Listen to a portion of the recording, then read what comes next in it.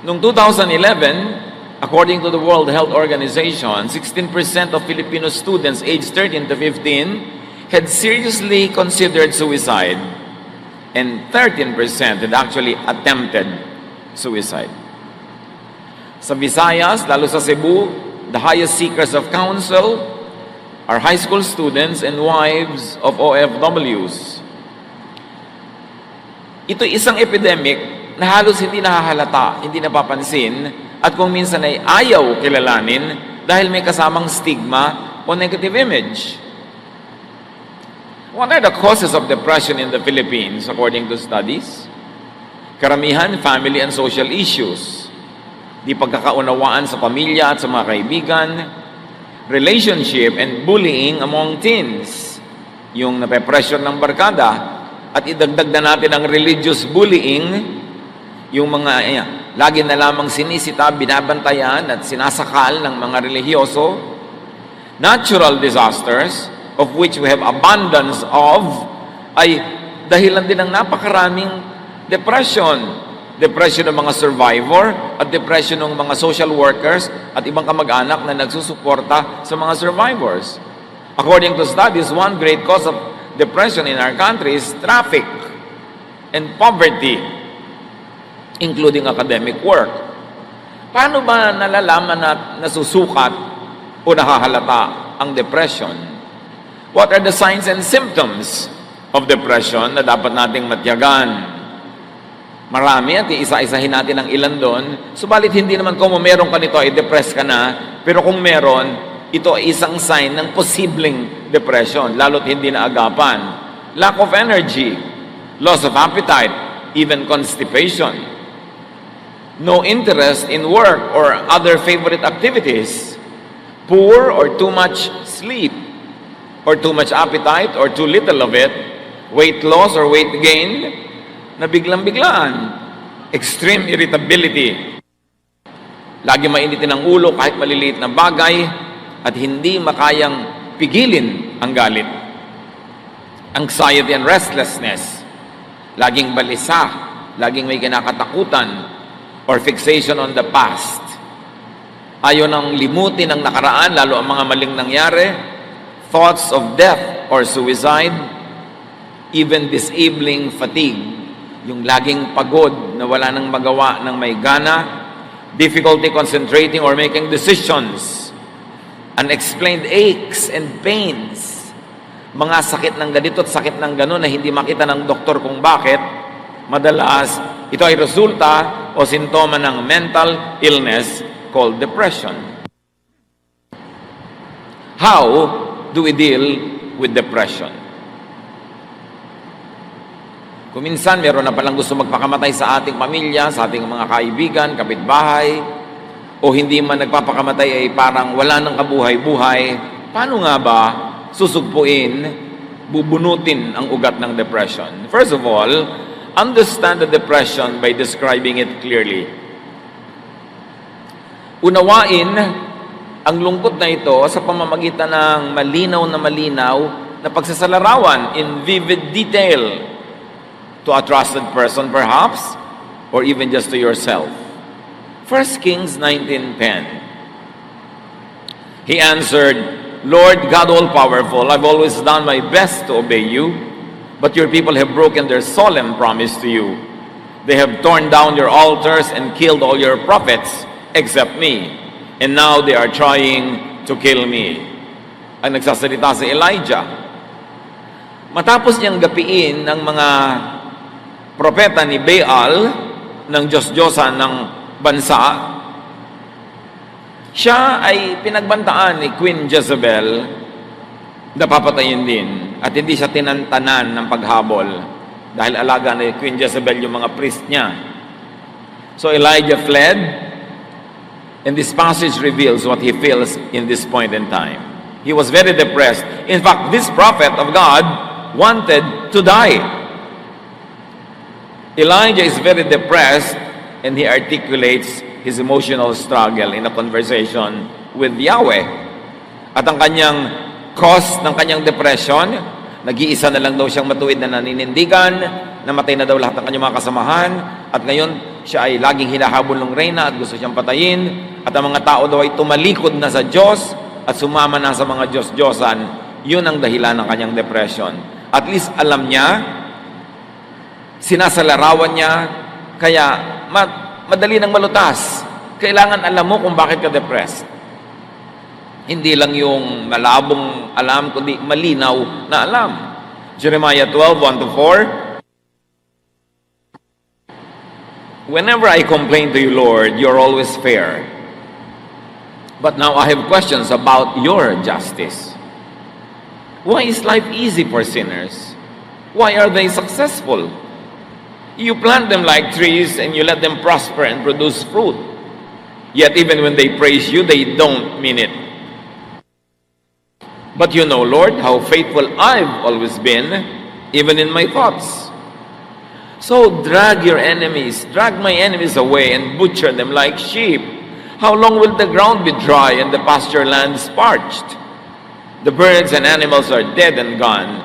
And all of this happened because the people are so sinful. They even brag, God can't even see the sins we commit. Ito, depressed na depressed din ang propetang ito. Alam nyo ba na marami sa mga religious leaders ay depressed sa bigat ng mga dinadala, sa mga nadidinig ng mga suliranin, sa mga nilulutas ng mga suliranin ng mga tao, pinamimigitnaan ng mga hidwaan, sa dami ng mga gulo ng mga anak ng Diyos, sa mga mananampalataya, sa dami ng mga umuusig at nagbabatikos. Marami, in fact, according to studies, kahit sa Pilipinas, maraming religious leaders are seeing psychiatrists. Kasi mabigat ang dala. Itong si Jeremiah was depressed.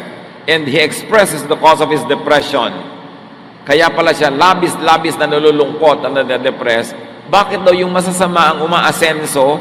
Bakit daw yung masasama ang sa sarap ng buhay? At yung mga makadiyos tulad niya, ang siyang nahihirapan. At ito ay idinaing niya, sinabi niya ng walang kagatol-gatol kay Yahweh. So alam niya kung bakit siya depressed. At sinasabi niya yon. Knowing the enemy is important in overcoming it. Knowing what depresses you is important. Kung meron sa atin, naway wala. But according to statistics, meron dapat. Kung meron sa ating nade-depress, unawaing mabuti kung bakit. Alamin ang dahilan. Sabihin mo sa malinaw na salita, kahit sa sarili mo lang manalamin ka, nalulungkot ako, nade-depress ako kasi ganito, ganon. At kahit na yung dahilan mo ay walang kwenta sa tingin ng iba, may kwenta yun sa'yo, kaya ka nga nade-depress. Katulad dito, itong si Jeremiah, ang mismong ikinaka-depress niya, sabi sa Diyos, nasa na inyong katarungan? Bakit ganon? Yung mabubuti ang nagdurusa, yung mga masasama, sila itong nagpapasasa sa saya sa buhay. Hindi siya nahiya sa Diyos na aminin na nade-depress siya doon. At tinatanong niya sa Diyos yung ganong tanong, hindi siya nahiya at tinanong niya talaga. Kahit naman hindi mo itanong, alam naman ng Diyos na tanong mo yun bakit itatago mo pa? Kaya mahalaga, inilalabas. Understand the depression by describing it clearly. Then identify the causes of depression. Una, inuunawa mo kung ano ito, at pagkatapos, ano ang binagmumulan. Depression is not only something people have, but also something people do. Na ang ating mga depression at lungkot kadalasan ay bunga ng ating mga ginagawa, ng ating mga gawi, ng ating mga nakasanayan, mga habits, and they could cause depression. Depression is an active experience. And what are the sources of depression?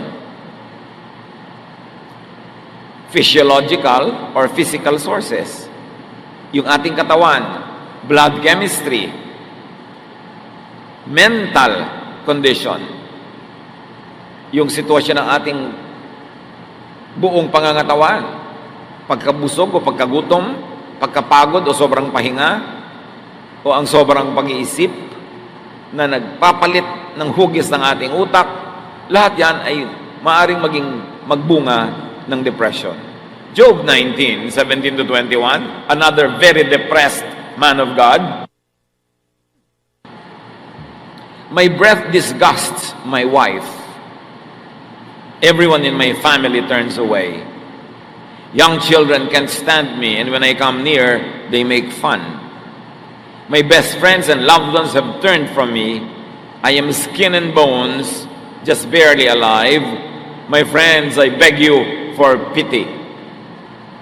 Alam natin ang kasaysayan ni Job, dumaan sa pagsubok, naghirap, nagkasakit, nagbutot balat, nabalot ng galis, itinakwil ng kanyang mga kaibigan, mga kamag-anak, ng mga kakilala. Yun ang dahilan ng kanyang depression. At ito ay merong physical reason. May mga tao na de-depress pag nananalamin. Hindi nila gusto ang kanilang nakikita. Merong nade-depress sa mga nangyayari sa kanilang katawan. Pagka may umiidad ang mga tao, kuminsan nade-depress din dahil bakit lumihina na yung katawan nila, nakakaramdam ng ganito at ganyan, nakakakosya ng description. So, itong ginawa na pagde-describe na ito ni Job was very helpful in analyzing his situation. It described the physical condition of Job, which drove him into depression. Kaya dapat nag-iingat-ingat tayo sa pagsasalita. Kumisan may babaeng o lalaking hirap na papala sa pagpapapayat. Tapos pag nakita mo pa, sabi mo, hoy taba, alika nga dito. Tatawagin mo pang gano'n, na-depress tuloy. Mamaya, nagbigti na. Dahil lang sa katabilan mo at hindi kataklesahan ng iyong bibig. May mga sinasabi tayo kumisan na nakaka-depress sa tao. Hirap na yung isang ina na kachuchutor ng anak niya para maging honor student. Tapos sabi mo, hoy, bakit 3 taon ka na sa grade 1? Manahimik ka na lang kung naobserbahan mo yung ganung mga bagay. Kasi ang salita natin ay nakakapagpalala ng matinding kalungkutan at paghihinagpis ng ating kapwa. Pag-iingatan natin yan. Another source of depression, aside from the body, is emotional or mental sources, like guilt. Kaya maraming relihiyoso, depressed, kasi walang ginawa yung religion, kundi sila ipagiltihin. Or misplaced shame. Hiyang-hiya sa mga bagay na hindi naman nakakahiya. Pero hiyang-hiya. Or fears and suppressed feelings. Marami kasi, nag-exercise sila ng social control over domineering parents, sobrang mahihigpit ang mga magulang at mapagkontrol halimbawa ng mga anak, sobrang mahihigpit at mapaghusgang mga religious groups.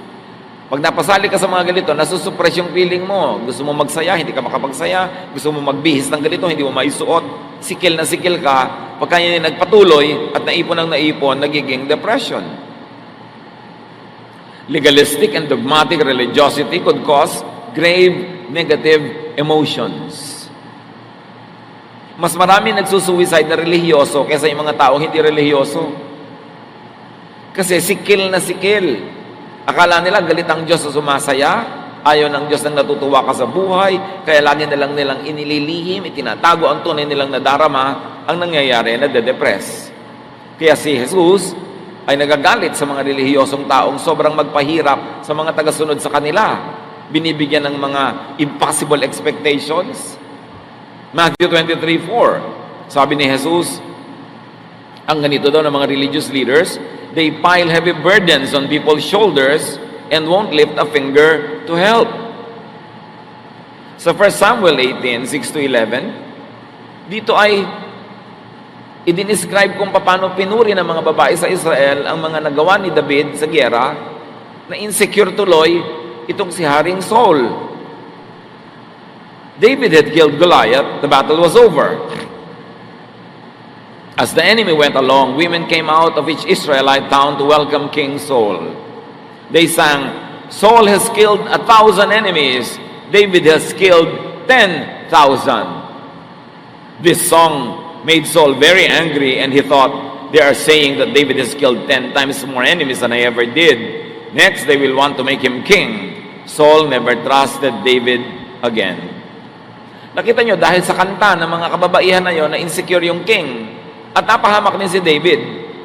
Meron kasi mga tao hindi nag-iingat sa sinasabi nila. Huy, bakit ang ate mo mas mataas ang grade kesa sa'yo? Nakaka-depress ka na pala.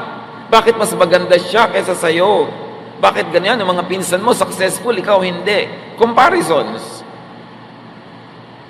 So these women were comparing David and Saul.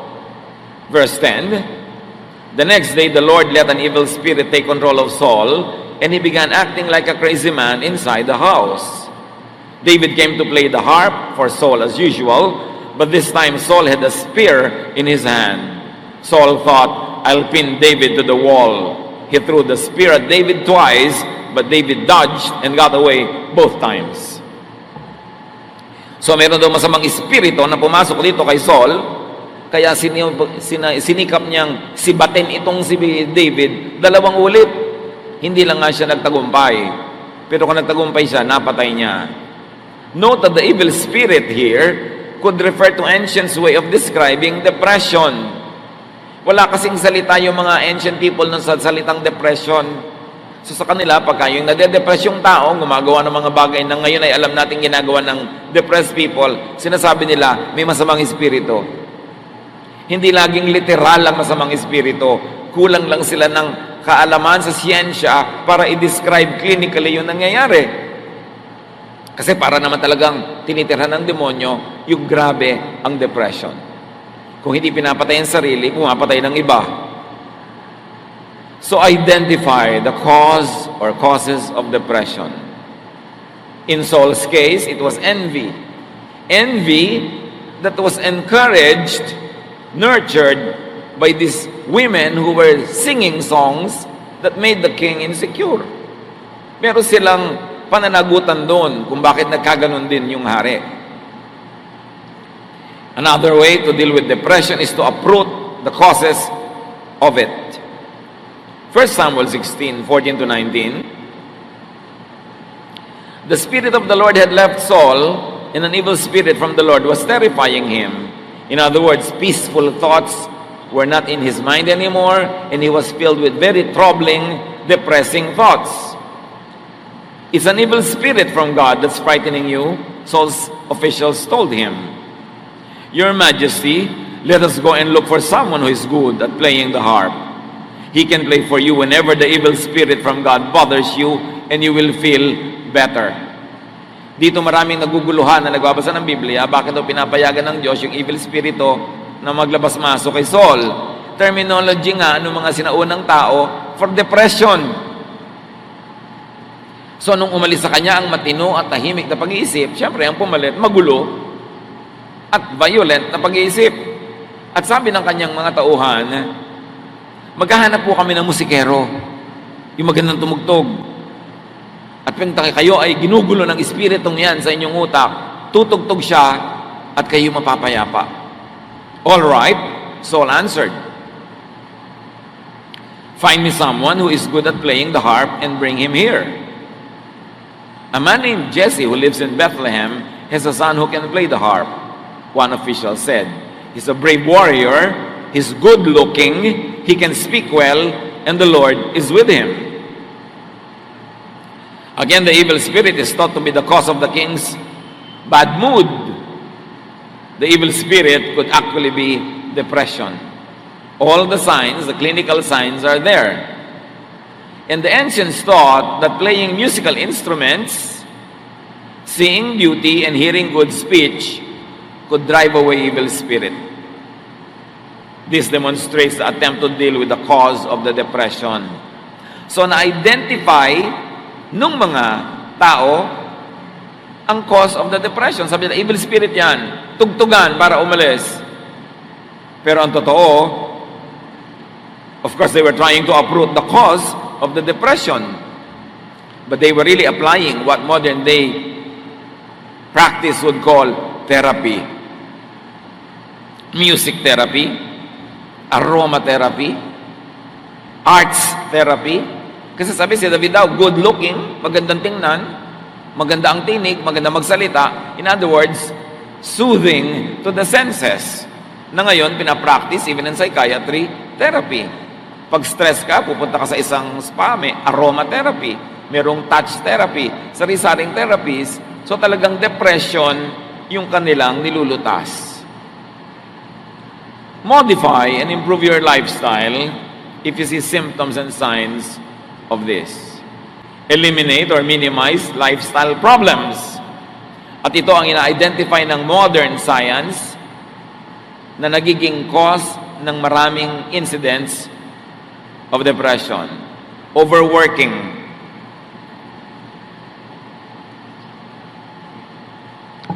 Yang walang tigil na pagtatrabaho, nakaka-depress.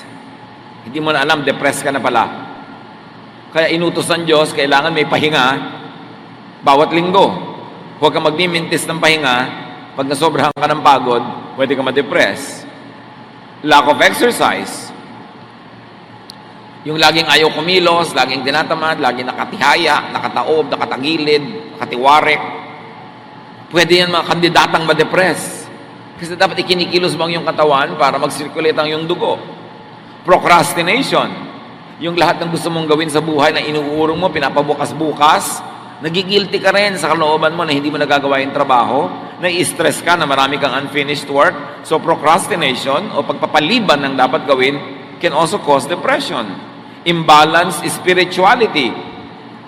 Yung puro langit ang iniisip, nandito pa sa lupa, hindi na nakatungtong sa lupa, sa ulap na nandun yung utak. Imbalanced.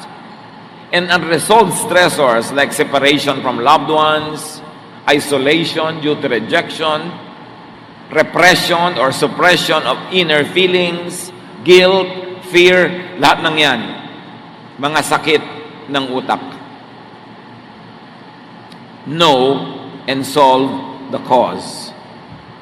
Proverbs 12:25-26, worry is a heavy burden, but a kind word always brings cheer. You are better off to do right than to lose your way by doing wrong. So ano daw yon? Worry is a heavy burden. Pag worrier ka, tendency, madedepress ka. Walang ginagawa kundi mag-alala, mag-isip, matakot, mangamba. Pero sabi, yang mabuti, mabait, magandang salita, nakakapagpasaya. So may nagwo-worry na nga, pagpasok mo, dadagdagan mo pa. Hindi siya sumaya. Lumala ang kanyang nararamdaman. You see the ministry of words? With the words that we say, we can hurt or heal people. We can encourage or discourage. We can be a blessing or a curse. Kaya maganda, iniingatan ng salita, binibitawan yung mabuti, mabait, nakakapagpasaya, nakakapagpatibay ng loob, hindi nakakasira ng loob. And this Proverbs 12 is a warning against worrying.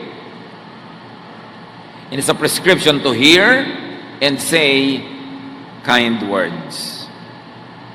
Not only to hear, but also to say. Pag tayo ay nagsasalita ng mababait na mga pananalita, nakakapagpagaling ng damdamin, nakakapagpasaya, nakakapagpatahimik, tayo may nakikinabang kasi tayo man ay natatahimik at napapayapa. Ang hindi alam ng mga mahilig manakit sa pamamagitan ng salita ay una na nilang sinasaktan ng sarili nila bago pa man nila masaktan yung kanilang kausap. Because you keep what you give away. Ang ginagawa natin sa kapwa, tumatalbog at bumabalik sa atin. Kaya ang bawat pananakit natin, nasasaktan din tayo. Meron tayong espiritu ng Diyos na nakatira sa ating puso na pag may ginagawa tayo at sinasabing hindi maganda, ay una nang nasasaktan yung espiritong nasa ating puso. Tayo ang unang nadadawit. Tayo ang unang nasasaktan. Proverbs 23:4, be wise enough not to wear yourself out trying to get rich. Sa niya, magpakatalino, huwag mong gasgasin ang iyong sarili sa pagpapayaman. Hindi ito warning against getting rich. It is warning against wearing yourself out trying to be rich. Hindi yung pagyaman ang minamasama dito, kundi yung pagpatay mo sa sarili mo, yumaman ka lang. Kaya kailangan, balanse pa rin. Kahit ka nagsisikap, may pahinga ka, meron kang entertainment, meron kang relaxation, at meron kang giving, meron kang charity, balance ang buhay mo. Proverbs 23:19-21. Listen, my child, be wise and give serious thought to the way you live. Don't associate with people who drink too much wine or stuff themselves with food. Drunkards and gluttons will be reduced to poverty. If all of you do is eat and sleep, you will soon be wearing rags. Again, this is an exhortation for lifestyle change. Kaya piliin mo yung mga kasama. Huwag ka sumama sa mga lasenggo, sa mga sobrang masisiba, mga matatakaw. Walang ginawa kundi mag-inuman, magkainan, ipaghihirap mo yan. Sabi ganun, kung tulog ka lang ng tulog, ang susunod mong isusuot at ibibihis, basahan. Maghihirap ka. So it's an exhortation to change lifestyle by changing a social life, by changing friends. So eliminate and minimize lifestyle problems. Meron ito mga depression na dala-dala ng ating social life, dala-dala ng mga uri ng tao na ating sinasamahan at inilalagay sa ating mundo. Another way to resolve depression is to resolve conflicts. Deal with troubled relationships. Kailangan pangasiwaan na mabuti ang ating mga relasyon na nalamatan, nalagot, nasira, na damage, past or present. Bawat mahal natin sa buhay, bawat nagmamahal sa atin, bawat bahagi ng ating buhay na nalalayo, nagkakasiraan tayo, may epekto sa ating emosyon, kahit aminin natin yon o hindi. Proverbs 17:9, you will keep your friends if you forgive them, but you will lose your friends if you keep talking about what they did wrong. So itinuturo dito, may mga kaibigan ka, may investment ka na dyan, emotional investment, time investment, sometimes financial investment din. Pagkatapos mag-aaway kayo, hindi mo papatawarin, hindi kayo magpapatawaran. Sayang naman ang lahat. Tapos magsisiraan pa kayo. Hindi pa yung pampaganda ng buhay, pampapangit. Kaya sabi, kung hindi mo papatawarin na nagkakamali sa'yo, mauubos lahat ng tao sa mundo mo kasi lahat magkakamali rin. Panapanahon lang. At mawawala lahat ng kaibigan mo pag ipinamamalita mo lahat ang mga mali nilang ginagawa. Ang ibig sabihin lang, magpakatino ka. Keep your friends, keep your relatives, keep people around you by forgiving them if they commit a mistake and by not talking about them again, behind their backs. Huwag mo silang gawing topic pag wala sila para hindi lumayo ang loob kasi malalaman at malalaman nila na pinag-uusapan nila ninyo sila at magagalit at lalayo sila sa inyo. At pag may nasisirang relasyon, na-offend ka, nasaktan, sabi ni Jesus, Matthew 18:15, if one of my followers sins against you, go and point out what was wrong, but do it in private, just between the two of you. So sabi ko nun, pag kami nagkamali sa'yo, kausapin mo ng pribado, sarilinan. Kayong dalawa lang. Para makapagpaliwanag siya, maintindihan mo. Kung mali siya, makahingi siya ng tawad. At kung nagkamali ka ng akala na may ginawa siyang mali, malaman mo ring mali ka. Sabi, pero huwag ka na magsangkot na ibang tao. Dadami lang ang magpapadagdag sa gulo. Kayo na lang dalawa ang mag-usap. Kung gusto mo talagang magkasundo kayo, siya ang kausapin mo. Huwag mo siyang gawing topic ng usapan pag iba ang iyong kausap. Kasi gulo ang pupuntahan ng ganong paraan. Resolve conflicts. Kung meron tayong mga nasirang mga relasyon, habang hindi natin inaayos, yun ay isang sama ng loob na nasa loob ng ating puso. Can you imagine? Sama, tapos nasaan? Nasa loob. Sino masisira? Di ikaw, sama ng loob.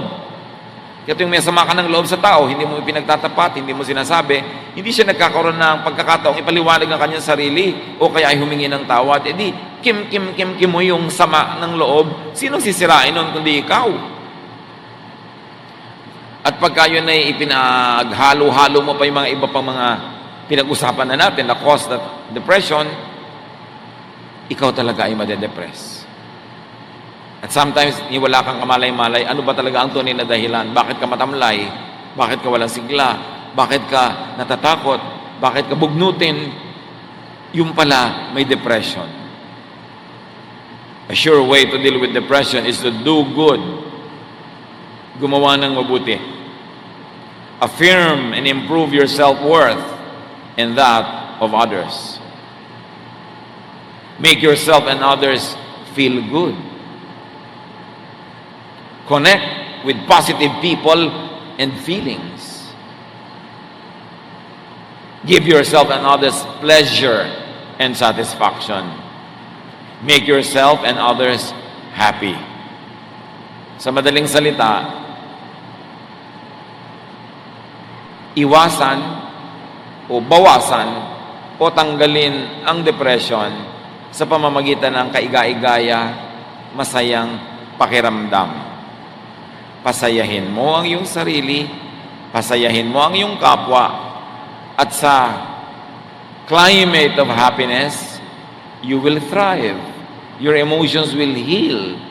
The best part of you will come out, and you will be a good product of God's work.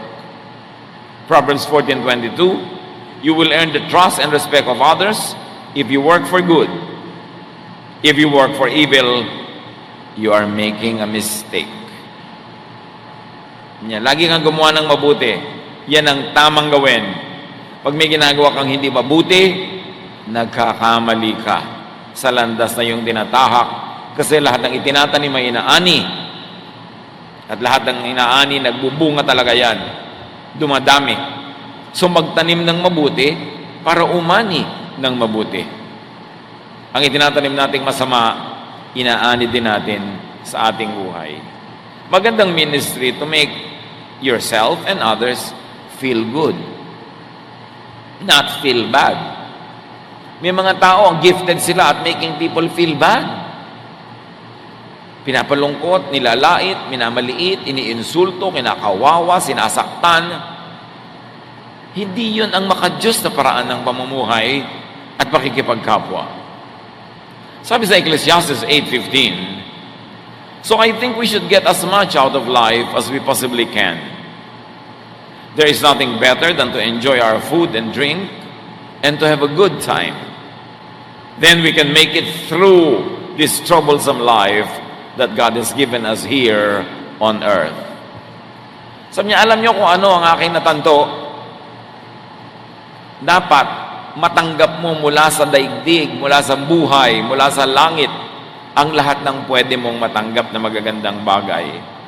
Wala nang hihigit pa na karanasan kesa masarapan ka sa iyong pagkain, sa iyong iniinom, at masayahan ka sa dumadating at dumaraang oras. Sabi ganon, pag masaya ka, pag nag-e-enjoy ka, malalampasan mo ang lahat ng hirap dito sa mundo. Sabi, napakahirap ng buhay, sabi ni Solomon, maraming pagsubok, maraming sakit, pero kailangan, para ka mag-survive, may enough deposit ka of happiness in your heart. Kasi maraming magwi-withdraw dyan. May mahal ka sa buhay na mamamatay, mayroong magkakasakit, may mapapahamak, may mapapariwara, mayroong mabibigo. At pwede mangyari rin yun sa iyong buhay. Pwede kang malugi sa negosyo, dapuan ng sakit, madapa, masagasaan. Pwede kang iwan ng pinagtitiwalaan mo, iwan ng, o kaya dayain ang iyong pinagtiwalaan. Ang daming pwedeng hampas na dumating sa sa buhay na ito. Kaya sabi ni Solomon, dapat marami kang inipong saya sa loob ng puso mo. Tuwing kaya mong kumuha ng saya, ilagay mo kahit maliit lang. Pwede kang magsaya, ilagay mo. Meron kang pasayahin mo para marami kang deposit. Dahil hindi titigil ang universe ng kawi-withdraw mula sa iyong bank of happiness. E kung ang konti-konti ng iyong inilagay, inimbak na kasiyahan sa puso mo, sa puso ng iba, ayun, pag dumating ang mga paghirap ng buhay, mga pagsubok, naglalakad sa breakwater, nagtitirintas, wala namang buhok. Nakatingin sa malayo, walang tinatanaw. Hinahanap si Crispin at si Basilio kasi hindi na kaya ang mga dagok ng buhay kasi walang inipon na saya. Kaya mga kapatid, kung may nakikita kayong taong nagsasaya, huwag niyong itaboy. Huwag ninyong pigilan. Kasi hindi nyo alam kung kakalampas-lampas lang niya sa trahedya at ngayon lang siya nakaka-recover. Tulungan nyo siyang magsaya. Pero siyempre, sa pagsasaya naman natin, not at other people's expense. Hindi yung kanta-kanta ka ng karaoke, alauna ng umaga, nabulabog na lahat ng kapitbahay mo. Yung kasiyahan mo, pagdurusa naman ng iba. Dapat, meron ka ring respeto sa sarili. Pero yung pagsasaya natin na hindi naman tayo nagnanakaw sa iba ng kanilang katahimikan, kapayapaan at kasiyahan, Solomon, the wisest man ever, prescribes that. So niya, tuwing kaya mo mag-enjoy ka. Kasi maraming panahon ng lungkot. Maraming panahon ng pagdurusa. So yung pwede ka magsaya ka na. Kasi pag pagdurusa time, hindi ka pwede magsaya. So dapat pag may chance, samantalahin. Do good. Pleasure is an antidepressant. Happiness is an antidepressant. Daig pa niya ng mga pills na nabibili mo pagka meron kang kasiyahan. Kaya, pipiliin mo rin yung kasama mo sa buhay, yung masaya din kasama. Hindi yung pagkasama mo, ang lungkot-lungkot yung dalawa kasi wala na siyang ginawa kundi magreklamo, umatungal, manira, mamintas, puro negative, mahahawa ka doon. Siyempre, sa mga grabbing depression, seek a spiritual counselor or a specialist doctor. And that is to rule out physical causes and to conduct therapeutic counseling. Pag may nade-depress, ang unang-unang ginagawa ng trained counselor, makipag-interview at alamin kung yung kanyang depression ay chemical or physical. Bago sabihin na yun ay spiritual o emotional, may nai-eliminate. Sabi sa Proverbs 28:26, it is foolish to follow your own opinions. Be safe and follow the teachings of wiser people. So dapat magpa-counsel ka sa spiritual counselor, sa clinical counselor, para malaman kung ano ba talaga yung gumugulo sa iyong buhay. At huwag kang mahiya na magpa-counsel.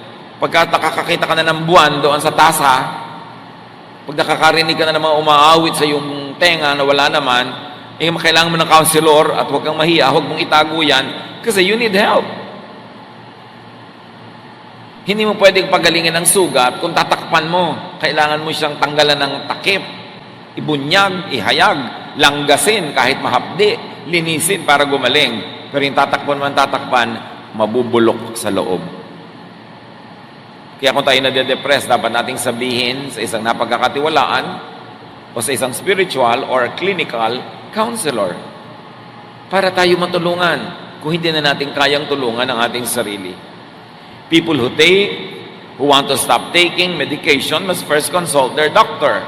I want to emphasize this kasi may mga tao na mga depressed, meron silang mga iniinom na gamot, kung minsan may biglang magka-counsel sa kanila, ay itigil mo ang pag-inuman ng gamot. Kailangan itatanong mo sa doktor yan bago mo itigil, huwag kang makinig kung kani-kanino.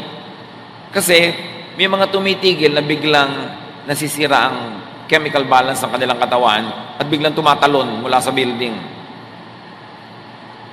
I have a friend who jumped from a building in Europe kasi he was taking antidepressant treatments. In-advise lang siya bigla ng kanyang weight consultant, yung nagpapapayat sa kanya, na itigil ang mga ganito, itigil ang mga ganon, itinigil naman niya, yung pala, naggrabe na ang depression na nangyari doon sa tao at tumalon sa building. One of the finest persons I know on earth jumped off a building and died because of improper medical advice. Lalong-lalo yung mga pagtitigil ng gamot o pag-inom nito, kailangan professionals ang tinatanong natin tungkol dyan. Meanwhile, most treatments in the Philippines of psychiatric or depression issues are medical and chemical instead of kind words. Di ba sinabi na sa Bible? Kind words. Kind words can heal. Correct words, encouraging words, faith, belief in God, fellowship with fellow believers. Nakakagaling yan. Pero madalas, sa mga professional sa Pilipinas, resetahan ka na lang ng gamot. Binibili mo, may instant relief. Meron ka talaga napapala agad. Pero ang tunay na nagtatagal ay yung kind words. Yung pagbuo muli ng kalooban na nasira, na nabasag, na nahati, na nawasak. Kasi temporary lang yung relief na nanggagaling sa chemicals o mga gamot. Napakadali naman ko, uminom ka nito para ka makatulog, para hindi na kita problema. Pero yun lang ba talaga ang paggagamot, lalong-lalo sa mga may sakit sa pag-iisip? What are the ways to overcome depression? One, of course, is biologically based intervention, yung pinag-uusapan natin, paggagamot, medicine. This involves prescription of antidepressant drugs. May instant relief, under proper medical advice. But another way is the interpersonally based intervention, which was the ministry of Jesus. Hindi lang binabago ang chemistry ng iyong blood through medicine o food, binabago ang takbo ng iyong isip, which is actually more important and more powerful. Listen and talk to change negative ways of thinking. Pag negative kayo mag-isip, negative ang buhay, nakakatakot ang buhay, walang kwentang mabuhay, gusto ko nang mamatay, gusto kong pumatay, gusto ko siyang sirain, gusto kong manggiba ng mga tao, pag ganun ka na mag-isip, kailangan mo ng makakausap na matino. Better kung professionally trained. Best kung clinically trained na spiritually developed pa. Tulad ni Pastor Gami, ang ating main counselor sa ating pamilyang day by day.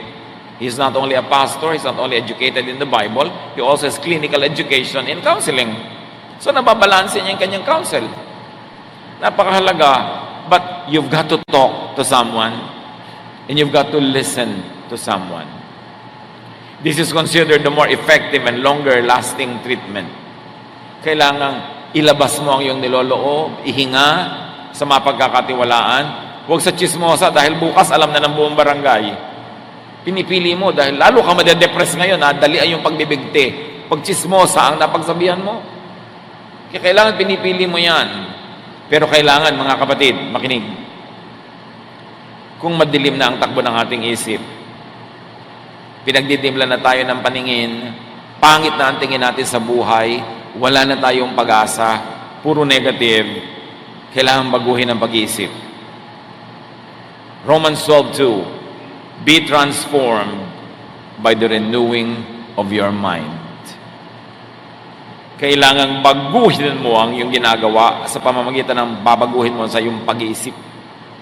Sa pag-iisip nagsisimula yan, at ang pinamumugaran ng dyablo ay ang ating utak.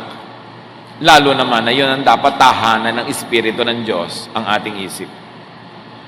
Eliminate, minimize negative emotions. Pinag-usapan na natin ang maraming pinagmumulan yan. Identify what causes you to be afraid, to be negative, what causes you to think of bad things, to do bad things, and to say bad things. Dapat bunutin, tanggalin sa buhay. And very importantly, rest. Magpahinga. Madalas, nade-depress tayo, gutom lang o pagod lang. Mahalagang nagpapahinga ang tao and let people rest. Pagpahingahin natin ang mga tao. Gusto nilang magsaya para mabalanse ang mga lungkot nila, payagan natin, bigyan natin ng oras, bigyan natin ng lugar, bigyan natin ng pagkakataon. And stop judging, rejecting, and isolating people and yourself emotionally and spiritually. Huwag kayong magtampo ng magtampo, tas mag-iisa, lalayo sa iba, magmumukmuk. Pag nag-iisa ka, madali kang tuksohin ng dyablo. Pag wala kang ibang kausap na matino, dyablo lang ang kakausap sa'yo, anong lalaman sa utak mo? At napaka-importante, pagpahingahin natin ang mga tao. Pagod na yung asawa mo, hayaan mo muna magpahinga bago mo bungangaan. Dahil baka mamaya, ibuhos na niya sa'yo yung kumukulong sabaw. Dahil pinagdimlan na ng paningin. Kailangan yung anak mo nagkakandabagsak-bagsak na sa school, bigyan mo muna siya ng pahinga from nagging. Huwag mo na siyang pilitin maging valedictorian. Pagpahingahin natin ang mga tao sa walang katapusan nating expectations, mga standards na inilalagay natin na hindi nila maabot-abot. Yung paghahabol natin sa perfection, sa perfect relationship, sa perfect asawa, sa perfect anak, perfect magulang, nakakapagod yun sa kanila. Kumisan tayo ang nagtutulak sa mga tao para sila mabaliw, para masiraan ng bait. Kailangan ang binibigay natin sa tao, lalo sa mga mahal natin sa buhay, pahinga, hindi stress. Natural, nagbibigay tayo ng stress sa isa't isa. Ganoon naman talaga ang tunay na relasyon. Pero, konti lang. Huwag niyong sobrahan. Understand, accept, and love people and yourself. The best antidote to depression is love.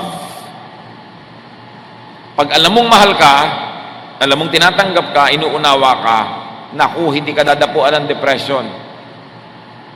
Ang pinamumugaran ng depression ay yung nag-iisip na hindi ako mahal, hindi ako naintindihan, hinuhusgahan ako, ipinupwera ako.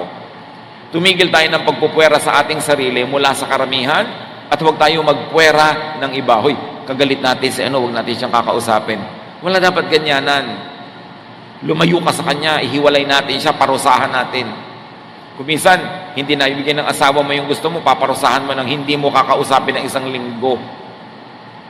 This is an isolation that can drive people crazy. There are many ways to get what you want, but not by punishing people in a psychological or emotional or spiritual way. 1 Peter 4:8, above all, love each other deeply, because love covers over a multitude of sins. Yan lang naman ay tinuturo ni Jesus. Pag-ibig. Mahalin mo yung nagkakamali, patawarin mo siya. Mamahalin ka rin niya, papatawarin ka rin niya. Tahimik ang mundo. Pero subukan mong huwag magpatawad, hindi ka rin papatawarin. Hindi walang katapusang gera yan. Subukan mong magalit, magagalit din siya. Hindi walang katapusang stress. Is this the way you want to live? Dapat nababago ang ating pag-iisip, ang ating lifestyle, ang buhay natin araw-araw dahil kay Jesus. Dahil sa pag-ibig niya, hindi tayo dapat laging natatakot. At ang mga anak natin hindi natatakot na i-reject natin dahil alam nilang mahal natin sila. Ang mga kapamilya natin hindi natatakot na itatakwil natin dahil alam nilang kahit anong mangyari, mahal natin sila. 1 John 4:18, there is no fear in love. But perfect love drives out fear because fear has to do with punishment. The one who fears is not made perfect in love. Pagka daw may natatakot, nabubuhay sa takot, na-stress, nade-depress, nagkulang ang mga tao sa paligid niya ng pagmamahal, ng pag-unawa, ng pag-abot sa kanya. Dahil kung siya ay nananalig at alam niyang mahal siya, hindi siya matatakot. At yan ang lagi sinasabi ni Jesus, do not fear. Do not fear. Why? Because I love you. Because God loves you. So why will you be afraid? Huwag nating gawing ministry na manakot at magparusa. Mga kapatid, listen, magparusa. Marami sa atin mahilig magparusa. Hindi mo ibinigay ang gusto ko, paparusahan kita. Hindi kita kakausapin. Hindi ako sasagot pag nagtatanong ka. Hindi nasunod ang gusto ko, paparusahan kita. Hindi kita babatiin sa birthday mo. Tanggalin natin mga kapatid yung hilig magparusa. Kung meron mang dapat magparusa at may karapatan, Diyos lamang. Pero nagmamahal nga siya, hindi nga siya nagpaparusa, nagpapatawad nga. Tapos tayo pa ang magpaparusa. Sino ang sa ngayon ay pinarurusahan nyo? Maaaring nagkamali sa inyo, isang masungit na tiyan nung araw, ngayon matanda na, pinaparusahan nyo ngayon, hindi nyo pinapansin. Mahilig tayo magparusa. Sabi ni Lord, vengeance is mine, I will repay.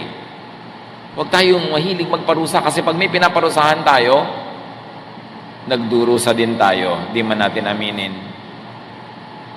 Whenever we cause heartache in someone's life, we are hurt as well. So have more of God. Enjoy God. And let people enjoy God. Psalm 42 says, as a deer gets thirsty for streams of water, I truly am thirsty for you, my God. In my heart, I am thirsty for you, the living God. Sabi nung kanta, as the deer panteth for the water, habang yung usa ay tumatakbo ng habol-habol ang hininga, sabik na sabik, makainom, pants for water, so my soul longs after you. Kung ang ating hahanapin ay Diyos, sa Kanya natin hahanapin ang ating ligaya, ang ating saya, ang ating kapayapaan, at Diyos ang ipapakilala din natin sa kapwa, at pagiging maka-Diyos ang paraan ng ating pakikipagkapwa, mawawala o mababawasan ng sobra-sobra yung depression na yan. So overcome depression with positive emotions, with loving attention and embrace, with the real personal ministry of Jesus. God does not want you depressed. God wants you to be happy. Dear Lord, siyasatin niyo po ang aming puso.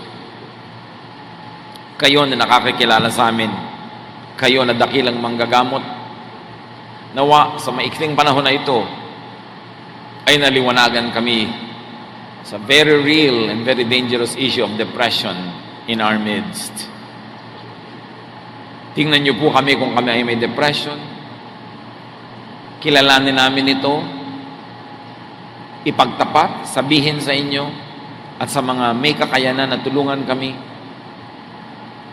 At ang aming sarili, ituwid din namin, Panginoon. Bunutin namin ang mga negative thoughts and negative feelings na nagbubunga ng negative actions, na sa kapwa ay nagbubunga naman ng negative reactions at nagiging chain reaction ito ng paggawa ng masama sa kapwa. Papagliwanagan niyo ang aming isip at palayain kami sa depression na tinatawag ng mga tao sa unang panahon ng masamang espiritu dahil halos gawa talaga ng masamang espiritu ang nagiging bunga sa amin.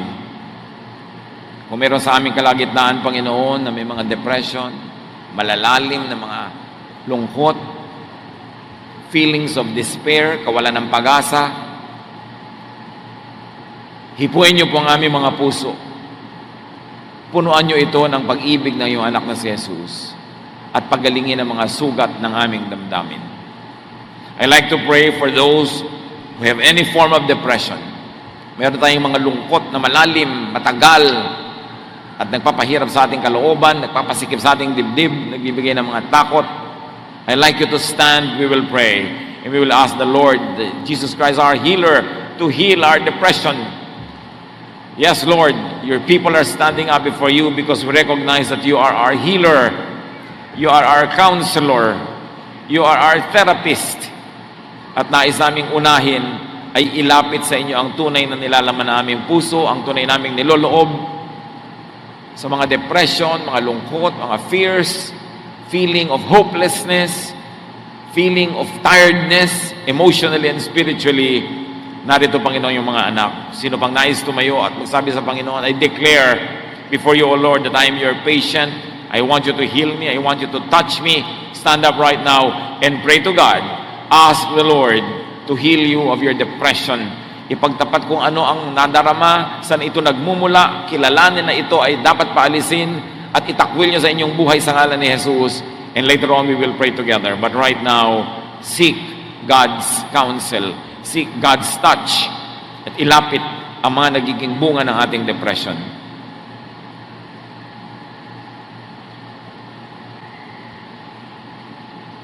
Panginoon naming Diyos, kayo nakakaalam ng ipinagtatapat, inilalapit, idinudulog ng bawat isa. Iba-iba ang detalye. Pero isa lang ang tunay na pinagmumulan nito, Panginoon. Detachment from you and detachment from the people we care about. Mga masasakit na nadama dahil sa pagtanggi, pananakit ng kapwa, paninira ng loob, panghihina ng loob. Panginoon, anuman na nagpapalungkot, nagbibigay ng takot, alalahanin o bigat ng damdamin sa iyong mga anak, Father, in the name of Jesus, your Son, we rebuke and drive away. And we open our hearts to your healing, to your love, to your touch. Hipuin mo, Panginoon, ang damdamin ng puso ng bawat isang ngayon ay lumalapit sa inyo. Palitan niyo ang bawat takot ng katiyakan at pananalig. Palitan niyo ang mga lungkot ng kasiyahan.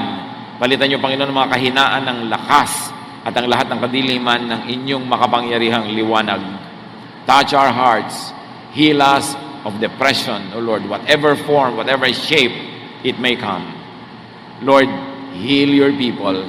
Cover them with the blood of your Son, Jesus, and let the power of your resurrected Son be made real in the lives of your people. Magsiupo kayo, mga kapatid, at patuloy sa panalangin, dumulog sa Panginoon, at ngayon ay humiling kayo ng mga nais ninyong kagamutan, kagalingan, sapagkat siya'y nakikinig sa atin.